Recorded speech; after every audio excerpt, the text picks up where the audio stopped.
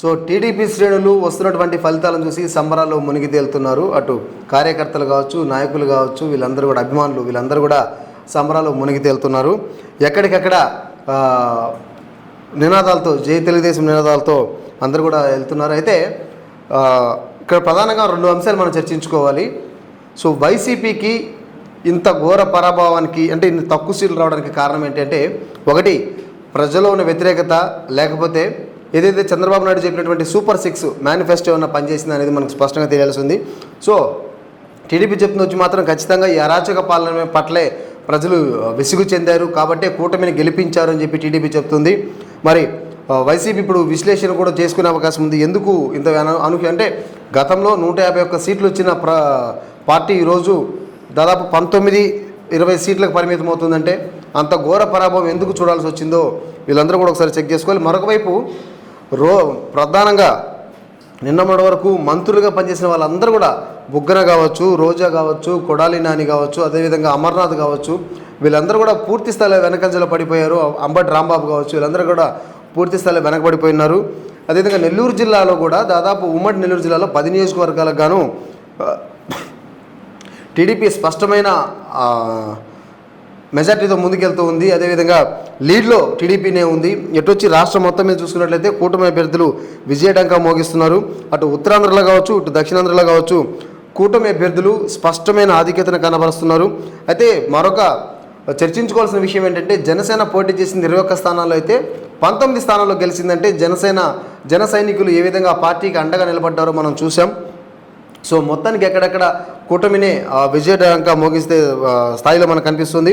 అదేవిధంగా 25 లోక్సభ స్థానాలకు గాను ఆల్రెడీ 15 టీడీపీ లీడ్లో ఉంటే 4 వైసీపీ, 4 బీజేపీ, 2 జనసేన. అంటే జనసేన పోటీ చేసింది 2 స్థానాలు ఎంపీలో, 2 స్థానాలు కూడా జనసేననే చేజిక్కించుకుంది.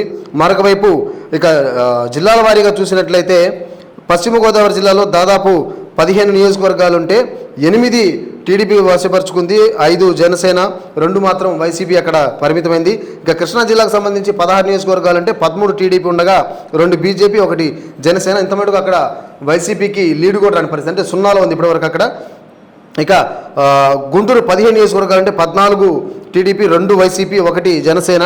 సో అక్కడ కూడా వైసీపీ వెనకబడింది. చాలా స్థానాల్లో వైసీపీ ఈరోజు వెనకబడ్డం మనం గమనిస్తున్నాం. గతంలో మంగళగిరి విషయానికి వస్తే నారా లోకేష్ గతంలో 2019లో అక్కడ ఓటమి పాలారు, ఇప్పుడు అక్కడ లీడింగ్లో ఉన్నారు. కానీ రాష్ట్రం మొత్తం మీద చూసుకుంటే ప్రస్తుతానికైతే పవన్ కళ్యాణే మంచి లీడింగ్లో దూసుకెళ్తున్నారు. ఆల్రెడీ 10,000 ఓట్ల మెజార్టీని ఆయన దాటేశారు. రౌండ్కి ఆయనకి మెజార్టీ పెరుగుతుందో తప్ప ఎక్కడ కూడా తగ్గిన పరిస్థితి మనకు కనిపించట్లేదు. మరొక వైపు సర్వేపల్లి నియోజకవర్గం, నెల్లూరు జిల్లాకు సంబంధించి సర్వేపల్లి నియోజకవర్గంలో సిట్టింగ్ ఎమ్మెల్యేగా ఉన్నటువంటి కాకాణి గోవర్ధన్ రెడ్డి ప్రస్తుతం మంత్రి అయినా ఆయన కూడా వెనకంజలో ఉన్నారు. ఈ రౌండ్లో సోమిరెడ్డి ఆధిక్యాన్ని కనబరుస్తున్నారు. ఒక ఆత్మకూరులో మాత్రం, నెల్లూరు జిల్లాకు సంబంధించి ఆత్మకూరులో మాత్రం, ఆత్మకూరు నియోజకవర్గానికి సంబంధించి మాత్రం వైసీపీ కాస్తంత లీడ్ మనకు అక్కడ కనబరుస్తుంది. మిగతా అన్ని చోట్ల కూడా టీడీపీనే స్పష్టమైన హవాతో మనకు కనిపిస్తుంది. ఆల్రెడీ టీడీపీ శ్రేణుల్లో సంబరాలు మునిగిపోయారు. అయితే యాక్చువల్గా ప్రతి కౌంటింగ్ రోజు మధ్యాహ్నం వరకు కాస్త అటు ఇటుగా ఫలితాలు వస్తుంటాయి. కానీ ఈ 2024 ఎలక్షన్స్ మాత్రం ఉదయం 11 గంటలకే పూర్తిస్తాయి. అంటే మొత్తం కాకపోయినా అంటే అర్థమైపోయింది ఎవరు లీడింగ్ అనే విషయం తెలియపోవడంతో టీడీపీ అభిమానులు అందరూ కూడా సంబరాలు మునిగిపోయినారు. మరొక వైపు భారతదేశానికి సంబంధించి అదేవిధంగా బీజేపీ 393 స్థానాల్లో ఉంటే కాంగ్రెస్ 224 స్థానాల్లో ఉంది. అక్కడ కూడా కాంగ్రెస్ మంచి పోటీనిస్తుంది. తెలంగాణలో అయితే మాత్రం బీఆర్ఎస్ పరిస్థితి చాలా దారుణంగా ఉందని చెప్పుకోవచ్చు. ఇంకా కూడా అక్కడ ఖాతా తెరవని పరిస్థితి. 8 స్థానాల్లో కాంగ్రెస్ లీడింగ్లో ఉంటే తెలంగాణ లోక్సభకు సంబంధించి 7 బీజేపీది, 1 ఎంఐఎం స్థానాలు కొనసాగుతున్నారు. సో మొత్తానికి ఈసారి ఎలక్షన్స్లో మాత్రం ప్రత్యేకించి రాయలసీమ అంటే కడప జిల్లాకు సంబంధించి జగన్మోహన్ రెడ్డి ప్రాతినిధ్యం వహిస్తున్నటువంటి జిల్లా అది. ఆయన పులివెందుల నుంచి పోటీ చేస్తున్న కడప జిల్లా కాబట్టి కడపలో ఖచ్చితంగా వైసీపీ కంచుకోట కడపాన్ని మొన్నటి వరకు చెప్పుకుంటున్నాం. కానీ ఇక్కడ ఫలితాలు చూస్తుంటే పూర్తిగా రివర్స్ అయిపోయింది. ప్రత్యేకించి రాయలసీమ జిల్లాలో అన్నింటిలో కూడా కూటమి స్పష్టమైన మెజార్టీని కనబరుస్తోంది. అదేవిధంగా మరొక వైపు హిందూపురం నుంచి బాలకృష్ణ హ్యాట్రిక్ కొట్టారైనా 3వసారి విజయం దిశగా వెళ్తున్నారు. ఆల్రెడీ 2 సార్లు అక్కడ ఎమ్మెల్యేగా పనిచేశారు. సో మొత్తానికి ఎటు చూసినా కూడా కూటమి అయితే మాత్రం స్పష్టమైన గెలుపుతో ముందుకెళ్తుంది.